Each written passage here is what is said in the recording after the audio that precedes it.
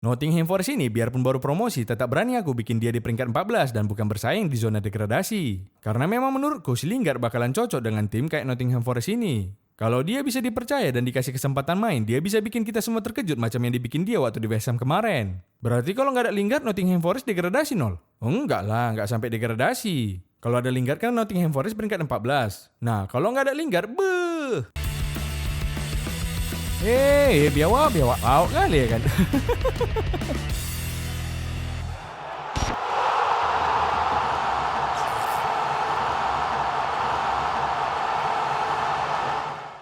Oke kawan-kawan, hari ini aku mau cerita sedikit lah tentang prediksiku untuk Premier League musim 2022-2023. Tapi sebelum kita bahas, aku mau ngasih tahu ke kalian kalau ini cuma prediksi aja ya wak geng. Jangan pula kalian judikan. Nanti kalah aku pula yang kalian salahkan. Kalaupun kami main judi nol, nggak prediksimu juga yang kami dengar. Canda aja tuh ya wak geng, gak usah kalian main judi ya. Dosa, gak main judi aja hidup kita udah susah. Kalian tambahin pula lagi difficulty level kehidupan kalian dengan main judi, kan pau kalian. Jadi peringkat berapa Arsenal nanti nol? Mak sabarlah, baru aja kita mulai. Udah naik-naik Arsenal aja kalian. Kalian pikir udah mantap kali Gapjes kalian itu. Gapjesnya sih mantap nol, tapi pemain yang lain? Itulah dia uniknya Arsenal ini, jago satu pemain, lawak yang lain. Tapi sebagai permulaan aku cuma mau ngasih tahu. Di musim ini, bahkan di awal musim pun gak bisa lagi fans Arsenal ngebacot mereka peringkat 1. Udah digeser sama AFC Bournemouth soalnya. Selalulah nol, AFC ini pun sebenarnya kepanjangan dari Arsenal FC. Kepala biawak kalian itulah, pandai pula kalian melebihi cakap. Oh iya, makasih juga ya wak geng, suara Cinol juga udah tembus 700.000 subscriber, paten kali ya. Kemarin aku udah ngasih giveaway tas serut sama Shell MU dan Liverpool buat 4 orang pemenang. Tapi buat kalian yang belum dapat gak usah kalian sedih. Macam biasa, di video ini ada aku taruh voucher streaming bola di video.com. Siapa cepat, dia dapat. Cara redeemnya udah aku taruh di deskripsi ya wak geng. Kalau nggak bisa kodenya berarti udah kalah cepat kalian. Semoga lah kalian dapat vouchernya, biar kalian bisa nengok Maguire melawat dengan gambar yang lebih bagus. Oke, kita bahas dulu dari yang baru promosi ke Premier League. Setelah 3 klub yang terdegradasi kayak Norwich City, Watford dan juga Burnley, masuklah klub-klub yang promosi yaitu Bournemouth, Fulham, dan Nottingham Forest. Nah, kalau menurutku di antara 3 klub ini yang bakalan di zona degradasi yaitu Bournemouth sama Fulham. Orang ini di Premier League ini kayak yoyo tau kalian. Naik turun, gitu-gitu aja terus. Percayalah kalian, balik lagi nyawarin nikah habitat aslinya musim depan yaitu Championship. Udahlah, di Championship itu aja lah kalian. Ngapain lagi kalian promosi-promosi coba? Biarpun si Mitrov ini musim lalu nyetak berapa dia? 40 entah berapa gitu golnya? 43 kalau nggak salah. Tapi itu kan di Championship. Di musim 2019-2020 dia main di Championship dia bisa nyetak 26 gol. Tapi pas naik ke Premier League 2020-2021 cuma 3 biji gol dia bisa cetak. Berarti karena musim lalu dia nyetak 43 gol, musim ini paling dia cuma nyetak 6 gol ya kan? Jadi menurutku Bournemouth di posisi 20 dan Fulham di posisi 19. Kalau di posisi 18 aku bilang bakalan diisi sama Southampton. 2 tahun terakhir ini orang ini sebenarnya bersaing terus di papan bawah dan selalu selamat. Tapi aku kayak ngerasa musim ini mereka bakalan meninggalkan IPL. Jadi Nottingham Forest nggak degradasi nol. Kalau Nottingham Forest nanti dibahas lo kalian. Jadi menurutmu ini Southampton yang degradasi kan nol? Yakin? Nggak Arsenal? Apa sih kalian kok sensi kali sama Arsenal? Ada masalah kalian sama Arsenal? Ya nggak senang aja sih kami sebenarnya sama Arsenal nol. Wih, hati-hati lah kalian. Nanti di blok coach botak yang fans Arsenal itu kalian. Udah ngajak war si Cinol ini kayaknya. Coach siapa nol maksudmu nol? Coach siapa namanya ya? Oh iya, Coach Henry. Nah, kita lanjut lagi. Musim ini kayaknya masih juga bakalan sulit bagi Everton. Makanya dibeli orang ini Tarkowski sama McNeil buat nambah kekuatan dan kecepatan orang ini. Bukan apa ya kan, orang ini 2 kan dibeli dari Burnley yang degradasi kemarin. Tujuannya biar Everton ini makin tambah kuat menghadapi cobaan dan makin cepat juga degradasinya. Biar kalaupun degradasi kan gak kaget-kaget kali orang ini. Udah dapat bocoran dari McNeil sama Tarkowski soalnya. Tapi paling nggak orang ini masih survive lah di peringkat 17. Di posisi 16 aku rasa Leeds yang bakal di sini. Hilangnya Rapinha sama Calvin Phillips lumayan bikin orang ini melemah. Tapi Bamford juga udah balik dari cedera. Dan ada nambah 2 pemain Amerika yaitu Aronson dan Tyler Adams. Tambah lagi pelatihnya dari Amerika yang siap membawa Leeds level dengan tim-tim di MLS.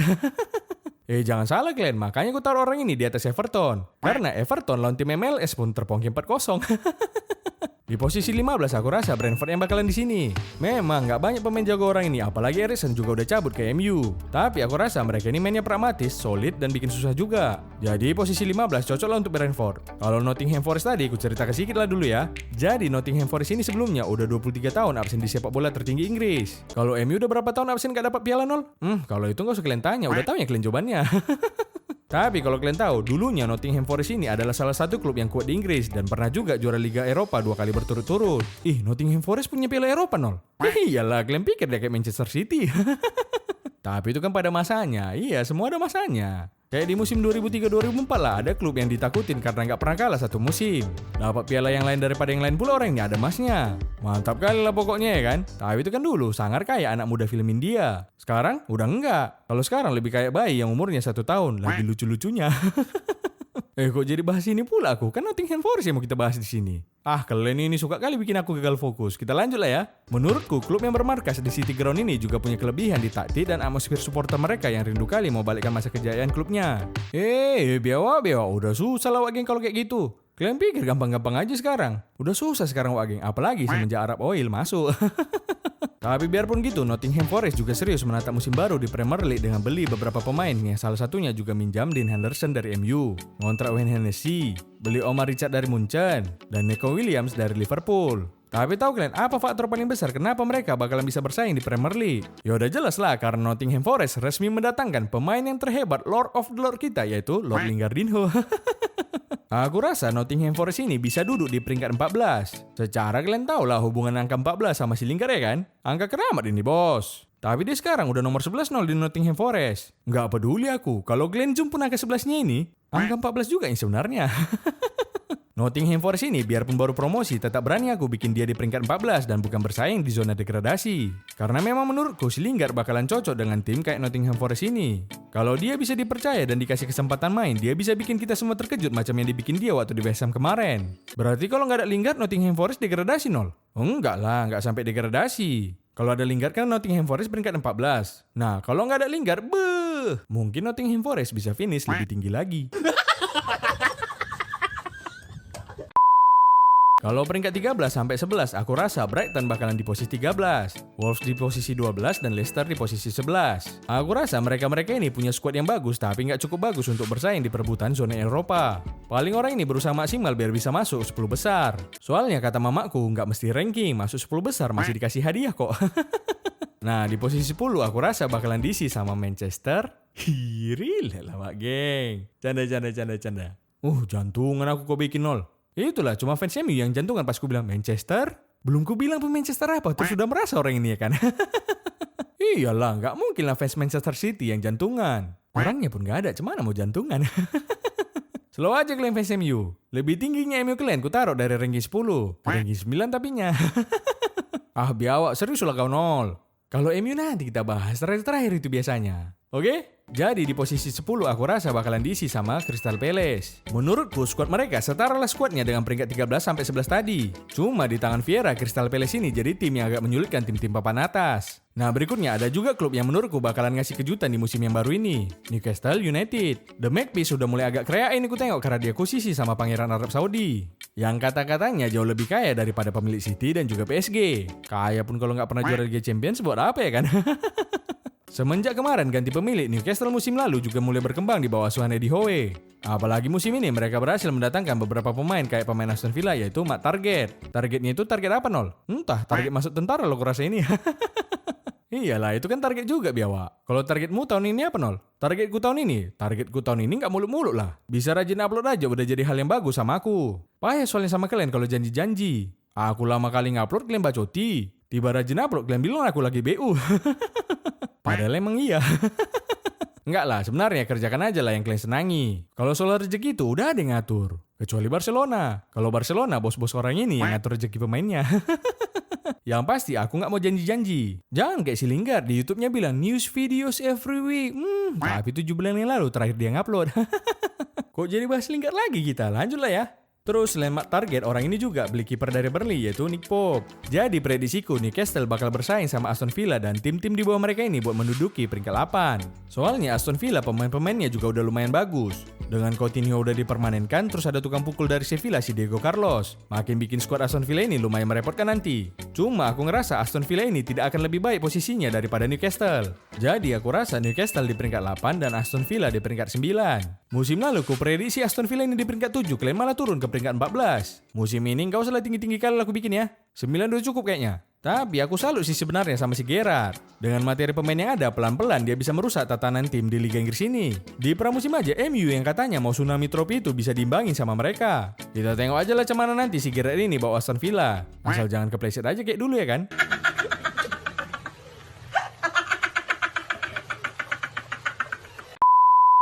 Sebelum ku bahas yang masuk Liga Champions dan Liga Malam Jumat, aku mau bahas prediksiku untuk juara Liga Inggris musim 2022-2023 dulu. Kurasa kalian pun juga udah setuju sama aku. Ah, yakin kok Nol? Yakin lah. Pasti kalian juga setuju siapa menurutku yang jadi juara. Kecuali fans MU. Kalau orang itu hampir tiap tahun optimis timnya juara. Tapi tiap tahun terpongking juga. Juara Premier League musim 2022-2023 menurutku adalah Manchester United. Yes, akhirnya Cinol menjagokan MU juga juara. Jangan kebiasaan kali kalian motong orang ngomong. Belum siap aku ngomong biawak. Yang juara Premier League menurutku musim ini yaitu Manchester City. Oh alah, jadi MU juara berapa Nol? Ya nanti di belakang ku bilang gak sabaran kali kalian. Aku menjagokan City juara lagi selain karena mendatangkan pemain baru. Guardiola kayaknya udah tahu kayak mana formula untuk bisa juara Liga Inggris ini. Karena menurutku City ini adalah klub yang punya kedalaman skuad yang cukup bagus. Dari cadangan dan pemain intinya kualitasnya nggak jauh beda. Kalau Liga Inggris nggak sanksinya kita. Kalau Liga Champions, nah itu baru jadi badut. Nah, selain orang ini juga juara bertahan, City juga udah mendatangkan beberapa pemain yang mengisi kelemahan dari tim, yaitu Haaland dan juga Calvin Phillips. Kedua pemain ini bisa sangat membantu Guardiola untuk juara lagi. Kayaknya Haaland juga akan bersaing untuk jadi top scorer di Liga Inggris. Kalian jangan menilai dia karena di Community Shield aja. Biarpun gak langsung nyetel, tapi aku yakin si Haaland ini bisa menemukan caranya biar dia bisa nyetak gol lagi. Kalau nggak bisa lagi dia nyetak, berarti memang si Haaland betulan anak ini. Gabjes juga kayaknya bakalan jadi top scorer juga musim ini Nol. Kalau Gabjes yakin aku, tapi kalian tengoklah kawan-kawannya. Siapa yang bisa ngasih ngumpan ke dia coba? Kawan-kawannya aja pelawak semua. Kalau Werner cemana Nol? Kalau ini nggak bisa diharapkan. Ketempelan dia kurasa, kayak nggak ada semangatnya dia main. Nah jadi Manchester City lah prediksiku yang bakalan juara di Liga Inggris musim 2022-2023. Bisa 3 musim berturut-turut lah orang ini juara ya kan? Selogo Nol, nanti MU kami yang bakalan gagal ke mereka. Jangan sepele kali kok Nol sama kami Nol. Kami sekarang lagi pelatih baru soalnya. Halah, tiap tahun ya kalian pelatih baru. Tiap tahun juga ya kalian optimis juara. Tapi ujungnya ya nggak juara juga.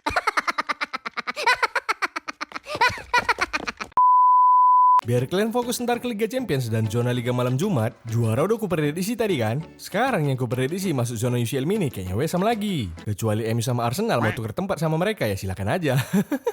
Jadi West Ham menurutku di peringkat 7. Nah sekarang tinggal menentukan peringkat 2, 3, 4 untuk zona UCL dan 5, 6 untuk zona Liga Malam Jumat. Kita masuk ke klub mana aja yang masuk zona Liga Champions dulu lah ya. Menurutku yang masuk zona Liga Champions salah satunya adalah Tottenham. Tenang dulu kalian fans Arsenal, jangan emosi dulu. Ada alasanku masukkan Tottenham ini di papan atas. Menurutku Conte termasuk pelatih yang juga kuat dan berpengalaman untuk tetap stay berada di papan atas. Sama kayak musim kemarin, Harry Kane dan kawan-kawan kayaknya akan masuk 4 besar Liga Inggris. Masuk 4 besar aja, juara enggak. Jangankan juara Liga, juara Piala Liga pun orang ini enggak. Aku pun sebenarnya masih bingung kenapa Tottenham ini masih jadi klub bola.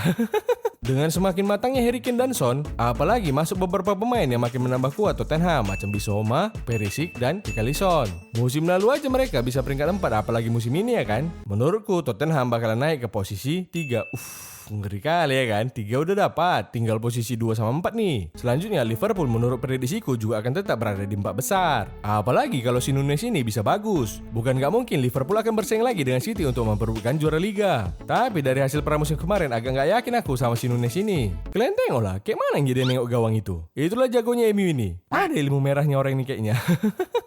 Ya mudah-mudahan Klopp bisa cari cara buat najamkan pemain asal Uruguay ini nih. Dan dia pun bisa beradaptasi dengan gaya Premier League. Memang sih 1 match 1 gol dan 1 trofi udah dibikin dia di Community Shield kemarin. Tapi itu juga bukan berarti si Nunes ini udah jago. Cuma paling nggak dia bisa ngasih start yang bagus lah buat Liverpool kemarin. Aku cuma mau bilang kalau melawaknya rupanya si Nunes ini nanti, ya nggak seru lagi lah Liga Inggris. Nggak ada saingan Manchester City soalnya. Tapi itu dia konten di Suara Cinol pasti lebih seru, ada bahan soalnya. Kalau Liverpool nggak bagus kan masih ada Chelsea Nol. Bisa bersaing juga nih orang itu. Chelsea, jangankan bersaing di Liga Inggris. Bersaing untuk beli pemain pun ketekong aja kerja orang ini. Jadi Liverpool macam di video Community Shield kemarin aku juga udah bilang adalah salah 2 tim yang terbaik di Inggris sekarang ini. So aku rasa mereka masih akan duduk di posisi 2 musim ini. 1, 2, dan 3 udah terisi nih. Aku rasa yang terakhir dapat tiket untuk Liga Champions menurutku adalah Liga Malam Jumat dulu lah kita biar seru. Jadi yang masuk Liga Malam Jumat menurutku adalah tunggu dulu lah, aku baca itu dulu lah satu-satu ya.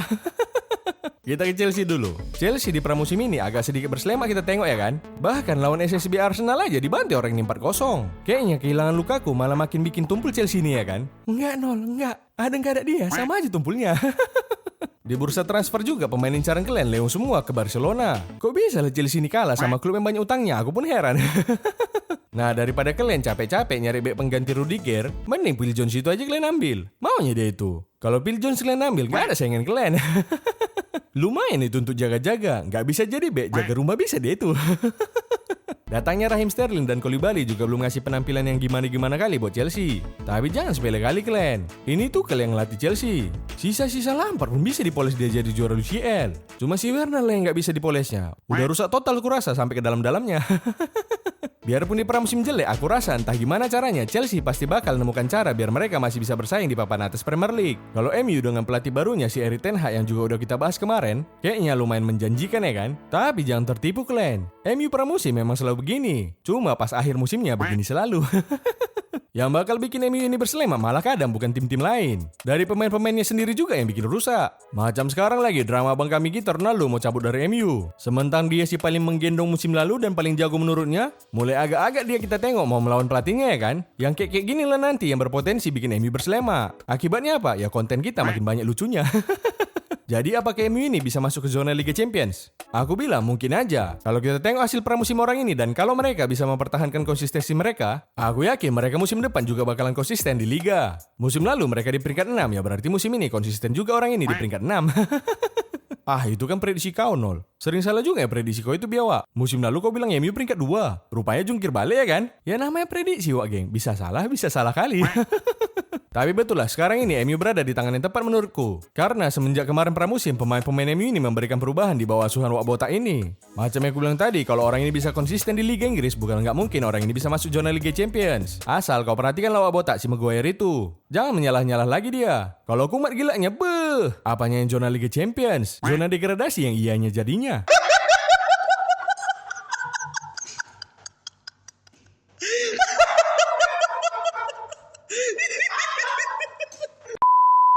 Jadi menurutku MU di peringkat 6 musim depan. Shh, gak usah kalian protes fans MU. Kalian buktikan aja prediksiku salah ya kan? Berarti sekarang tinggal posisi 4 atau 5 ini. Gak usah banyak cakap, menurutku Chelsea di peringkat 4 dan Arsenal di peringkat 5 dan masuk ke Liga Malam Jumat lagi. Tapi kan Nol, Chelsea kami bantai 4-0 di Florida Cup. Selalu kalian biar ku jelaskan. Nah, kalau Arsenal menurutku udah mantap kali sebenarnya di peringkat 5. Bisa main di Europa League juga udah tinggi kali tuh. Ingat fans Arsenal, gak usah mimpi tinggi-tinggi kali nanti jatuhnya sakit. Sakitnya kayak apa Nol? Kalian tanya aja lah fans MU. Tahu orang itu rasanya cemana. Seringkali orang ini mimpinya ketinggian soalnya. Nah berarti MU tadi ke Liga Malam Jumat didampingi lagi sama Arsenal. Arsenal di pramusim kemarin bagus sekali. Bisa ngalahin Chelsea, Gabjes juga udah padu kali mainin sama Arsenal. Dan bursa transfer orang ini lumayan bagus lah. Apalagi dapat pemain macam Zinchenko dengan harga yang jauh lebih murah daripada Wan-Bissaka. Sebenarnya aku memprediksi kalian di sini bukan berarti karena Arsenal ini semata-mata tumbal kontenku, bukan. Taunya aku kalian sekarang merasa lebih baik dari Chelsea. Tapi kayak mana aku bilang? Aku naruh kalian di situ karena aku tahu prediksiku seringnya berselema. Jadi kalian fans Arsenal gak usah marah. Aku juga punya feeling prediksiku ini salah. Dan bisa aja Chelsea ke Liga Malam Jumat dan kalian masuk ke UCL lagi tahun depan. Jadi buktikan kalian lah aku salah ya kan? Soalnya squad kalian lumayan bagus. Kalau kalian masuk UCL kan bagus juga buat semua. Kalian senang bisa nonton Arsenal di UCL lagi? Kami semua juga senang bisa nonton kalian dibantai Bayern Munchen lagi di UCL. Ya udahlah, itulah prediksiku untuk Premier League musim 2022-2023. Juaranya Manchester City diikuti Liverpool, Tottenham, dan Chelsea di zona UCL. Terus Arsenal dan MU di peringkat 5 dan 6 sebagai wakil di Liga Malam Jumat. Dan seterusnya kalian tengoklah di sini ya. Kalian pun kalau ada prediksi kalian siapa yang juara, siapa yang main di Liga Malam Jumat dan peringkat berapa aja tim kesayangan kalian, silahkan kalian komen. Kita tengok aja lah di akhir musim prediksi siapa yang lebih pau. Untuk matchday pertama Liga Inggris yang udah main kemarin di video lain lah kita bahas ya kan. Ya udahlah, itu aja lah cerita dari aku. Udah dulu ya mau cabut dulu aku. Mau kemana Konol? Mau aku tawarin dulu si Werner kerja di bank. Kok kerja di bank pula? Dia kan atlet, gak ada gunanya lah. Kalau jadi atlet aja dia gak ada gunanya ya kita bikin lagi dia makin gak berguna. Dadah geng.